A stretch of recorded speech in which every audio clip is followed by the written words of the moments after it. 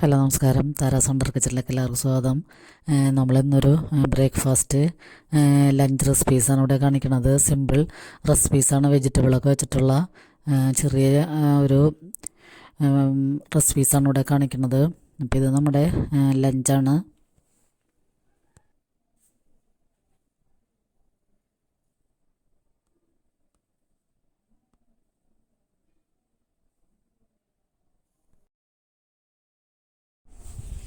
അപ്പോൾ നമുക്ക് ആദ്യം പരിപ്പ് സാമ്പാറിന് വേണ്ടി പരിപ്പ് നമുക്ക് പച്ചമുളകും ഇഞ്ചി കറിവേപ്പിലയും സവാളയൊക്കെ ഇട്ടിട്ട് പരിപ്പ് വേവിക്കാൻ വെക്കാം. പിന്നെ ഇത്രയും വെജിറ്റബിൾസ് ഞാൻ എടുത്തിട്ടുണ്ട്. ക്യാരറ്റ്, ഉരുളക്കിഴങ്ങ്, കുമ്പളങ്ങ, മുരിങ്ങക്കായ, തക്കാളി, വെണ്ടയ്ക്ക ഇത്രയൊക്കെ എടുത്തിട്ടുണ്ട് നമ്മൾ വെജിറ്റബിൾസ്. അപ്പോൾ നമ്മൾക്ക് പരിപ്പ് വെന്ത് 2-3-4 വിസിലൊക്കെ ഇട്ട് കഴിഞ്ഞിട്ട് പരിപ്പ് വെന്ത് കഴിഞ്ഞിട്ടുണ്ട്. അപ്പോൾ നമുക്ക് ഈ വെജിറ്റബിളൊക്കെ ഒന്നിച്ച് കുക്കറിലൊക്കെ ഇട്ട് കൊടുക്കാം. എന്നിട്ട് ഞാൻ കുക്കറിലിട്ട് അതിൻ്റെ മുടി അടയ്ക്കാതെ വിസിൽ വേവിക്കാതെയാണ് വേവിച്ചെടുക്കുന്നത്. പിന്നെ നമുക്ക് അതിലേക്ക് 2 ടീസ്പൂൺ മല്ലിപ്പൊടി, 1 ടീസ്പൂൺ മുളക് പൊടി, പിന്നെ ഒരു 2 ടീസ്പൂൺ സാമ്പാർ പൊടി ഇത്രയും ഇട്ടിട്ട് നമുക്കൊന്ന് ചീനച്ചട്ടിയിലിട്ട് ചൂടാക്കി എടുത്തിട്ട് അതും കൂടി ഈ സാമ്പാറിൻ്റെ കുക്കറിലേക്ക് ചേർത്ത് കൊടുക്കാം. പിന്നെ ഞാൻ കായത്തിൻ്റെ ഒരു കഷ്ണം പൊട്ടിച്ച് അതും കൂടി ചേർത്ത് കൊടുക്കുന്നുണ്ട്. അപ്പോൾ നമ്മുടെ സാമ്പാറിവിടെ വെന്ത് പാകമായിട്ടുണ്ട്. പിന്നെ അതിലൊക്കെ നമുക്ക് കടുകും ഉലുവയും വറ്റൽമുളകും കൂടിയും പൊട്ടിച്ച് ഇടാം. അപ്പോൾ നമ്മുടെ സാമ്പാർ ഇവിടെ റെഡിയാണ്. പിന്നെ പുളി ഞാനെടുത്ത് കുറച്ച് അലിയിച്ചിട്ട് അതും ചേർത്ത് കൊടുത്തിട്ടുണ്ട്.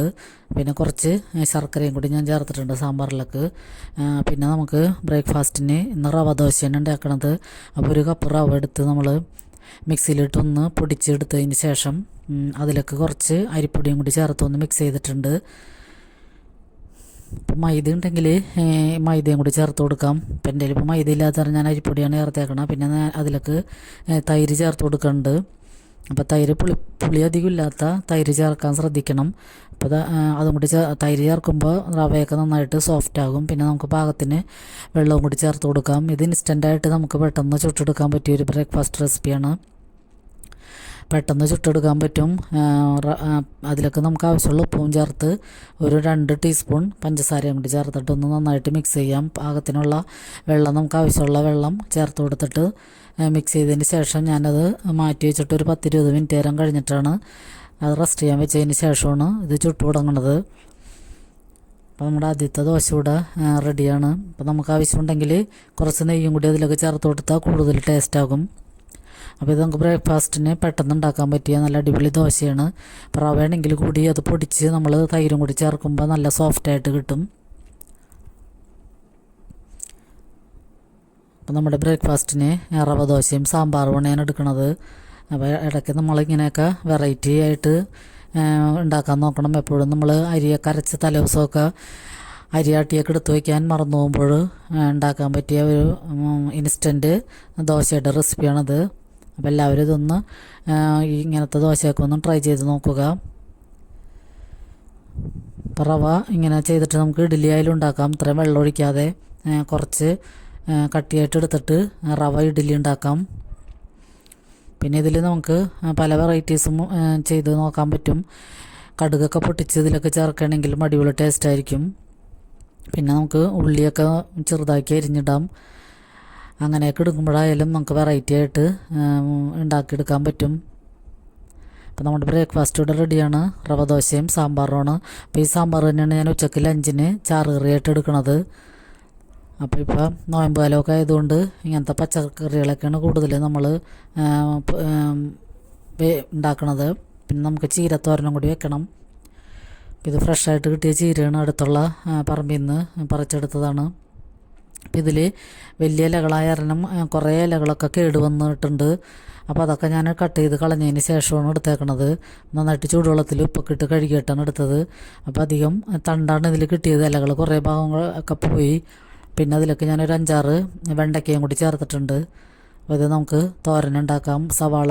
പകുതി സവാള എടുത്തിട്ട് 2 പച്ചമുളകും കൂടി ചേർത്ത് സവാള ബ്രൗൺ നിറമൊന്നും ആവണ്ട, കുറച്ച് ഉപ്പും കൂടി ചേർത്തതിന് ശേഷം നമുക്ക് എടുത്ത് വെച്ചിരിക്കുന്ന ചീരയും വെണ്ടയ്ക്കയും കൂടിയും അരിഞ്ഞു വെച്ചേക്കണത് ഇതിലൊക്കെ ചേർത്ത് എടുത്തിട്ട് ഒന്ന് മൂടി വെക്കാം. അപ്പോൾ ഈ സവാളയുടെ വെളിച്ചെണ്ണയിൽ കിടന്ന് ഈ ചീര നന്നായിട്ട് 1-2-3 മിനിറ്റ് നേരം ഒന്ന് മൂടി വെച്ചാൽ മതിയാവും. എന്നിട്ട് നമുക്കിതിലേക്ക് കുറച്ച് തേങ്ങ ഇട്ട് കൊടുക്കാം.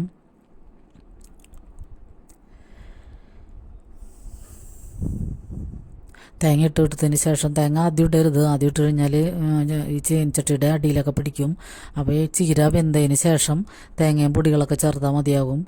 അപ്പോൾ തേങ്ങ ചേർത്തിട്ട് പിന്നെ ഞാനൊരു 1/4 ടീസ്പൂൺ മഞ്ഞൾപ്പൊടിയും 1/2 ടീസ്പൂൺ മുളക് പൊടിയും പിന്നെ ഒരു ഗാർലിക് പൗഡറും കൂടി കുറച്ച് 1/2 ടീസ്പൂൺ കൂടി ചേർത്തിട്ട് ഒന്നും കൂടി നന്നായിട്ട് മിക്സ് ചെയ്തതിന് ശേഷം 1 മിനിറ്റ് നേരം കൂടി ഒന്ന് അടച്ചു വെച്ച് കഴിഞ്ഞാൽ നമ്മുടെ ചീരത്തോരൻ ഇവിടെ റെഡിയാണ്. അപ്പോൾ ഇങ്ങനെയൊക്കെയുള്ള ചീരയൊക്കെ നമ്മുടെ നമ്മുടെ വീട്ടിലൊക്കെ ഉണ്ടെങ്കിലും ഈ വേനൽക്കാലത്ത് ചീരയൊക്കെ അടിപൊളിയായിട്ട് കഴിക്കണം. പിന്നെ നമുക്ക് ഈ കാലാവസ്ഥയിൽ ഇടയ്ക്ക് ഇങ്ങനെ വെള്ളമൊക്കെ കലക്കി കുടിക്കണം. അപ്പം ഞാനിപ്പോൾ നാരങ്ങ വെള്ളം എടുക്കുകയാണ്. അപ്പോൾ സോഡ മേക്കറിൽ സോഡ അടിച്ചിട്ടാണ് ഞാൻ ഇതിലൊക്കെ ചേർക്കണത്. അപ്പോൾ ഞങ്ങളുടെ ഒരു മിസ്റ്റർ ബട്ട്ലറിൻ്റെ ഒരു സോഡ മേക്കറുണ്ട്. അത് കുറേ നാളുകളായതാണ്, 5-8 കൊല്ലമെങ്കിലും ആയിട്ടുണ്ട്. പക്ഷേ ഇപ്പോഴും അതിന് കംപ്ലൈൻ്റ് ഒന്നുമില്ല, കുറേ പഴകിയിട്ടുണ്ടെന്ന് മാത്രമേ ഉള്ളൂ. അപ്പോൾ ഒരു 11 മണിയാകുമ്പോൾ ഇങ്ങനെ ഞാൻ വെള്ളം ചിലപ്പോൾ ഉപ്പിട്ട് കുടിക്കും, അല്ലെങ്കിൽ പഞ്ചസാര ഇട്ട് സോഡ അടിച്ച് കുടിക്കാറുണ്ട്. വേനൽക്കാലത്ത് ഇത് വളരെ ഉപയോഗമുള്ളൊരു സാധനമാണ് ഈ സോഡ മേക്കർ. എല്ലാ ദിവസവുമല്ല, നമുക്ക് ഇടയ്ക്ക് ഇങ്ങനെ സോഡയൊക്കെ അടിച്ച് കുടിക്കണമെന്ന് തോന്നുമ്പോൾ കുടിക്കാൻ പറ്റിയ ഒരു അടിപൊളി ഡ്രിങ്കാണിത്. അപ്പോൾ നമ്മളുടെ ഇത് കുറേ പഴക്കം ചെന്നതാണ്, പക്ഷേ എന്നാലും നമുക്ക് അത്യാവശ്യമുള്ളപ്പോൾ ഇത് ഉപയോഗിക്കാൻ പറ്റും. അപ്പോൾ നാരങ്ങ പിഴിഞ്ഞിട്ട് ഞാനിന്ന് പഞ്ചസാരയാണ് ചേർക്കുന്നത്. പഞ്ചസാര നന്നായിട്ട് മിക്സ് ചെയ്യണം. അതിന് ശേഷമാണ് സോഡ അടിച്ചാൽ മതിയാകും. നാരങ്ങ പിഴിഞ്ഞ് പഞ്ചസാരയൊക്കെ നല്ലോണം അലിയിച്ചതിന് ശേഷം സോഡ അടിക്കണം. എന്നിട്ടാണ് നമ്മൾ പെട്ടെന്ന് ഒഴിച്ച് കുടിക്കുമ്പോഴാണ് ആ സോഡയുടെ എഫക്റ്റ് കിട്ടുള്ളൂ. പിന്നെ ഞാനതിലൊക്കെ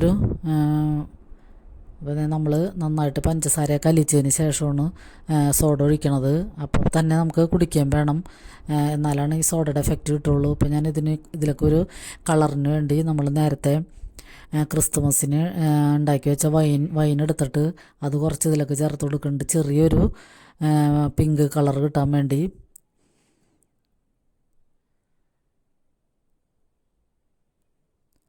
അപ്പോൾ അതും കൂടി ചേർത്തിട്ട് നമുക്ക് ഈ ഡ്രിങ്ക് കുടിച്ച് നോക്കാം. നല്ല അടിപൊളി ടേസ്റ്റാണ്. ഇങ്ങനത്തെ ഡ്രിങ്ക് വെറൈറ്റി ആയിട്ട് മാറി മാറി കുടിക്കാം. പിന്നെ നമുക്കിതിൽ ബീട്രൂട്ടിൻ്റെ ഒരു കളർ വേണമെങ്കിൽ ചേർക്കാം.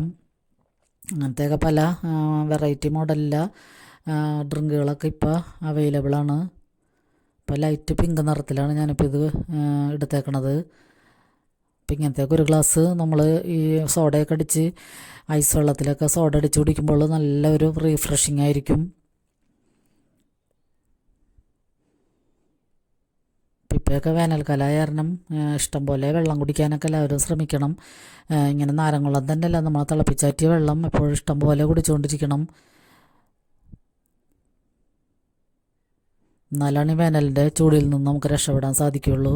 അപ്പോൾ വെള്ളം നമ്മൾ ഭക്ഷണം കുറച്ച് കഴിച്ചാലും വെള്ളം ഇഷ്ടംപോലെ കുടിക്കണം. അപ്പോൾ നമ്മുടെ ലഞ്ച് മൂഡ് റെഡിയാണ്. ഇപ്പോൾ സാമ്പാർ, പിന്നെ ചീര വെണ്ടയ്ക്ക തോരൻ, പിന്നെ നമ്മൾ വേപ്പില അച്ചാറിട്ട് വെച്ചത് 2-3 മാസങ്ങൾക്ക് മുമ്പ് ഞാൻ അച്ചാറിട്ട് വെച്ച റെസിപ്പി ഞാൻ ഇട്ടിട്ടുണ്ട്. അപ്പോൾ അടിപൊളി അച്ചാറാണിത്. ഇത് ഇപ്പോഴൊക്കെ കൂട്ടുമ്പോഴായാലും നല്ല ടേസ്റ്റാണ് ഇതിന്. അപ്പോൾ എല്ലാവരും ഒന്ന് ട്രൈ ചെയ്ത് നോക്കുക. പിന്നെ നമുക്ക് കൊണ്ടാട്ടമുളക് കടയിൽ നിന്ന് വാങ്ങിച്ചതാണ്, അത് നമ്മൾ വറുത്തെടുത്താൽ മതിയാകും. അപ്പോൾ ഇപ്പോൾ ഈ നോയമ്പ് കാലത്ത് അതൊക്കെയാണ് നമുക്കൊരു വായക്കൊരു രുചി കിട്ടണത്. പിന്നെ പപ്പടവുമുണ്ട്. ഇതൊക്കെ തന്നെയാണ് നമ്മുടെ ഇന്നത്തെ ലഞ്ച് റെസിപ്പീസ്.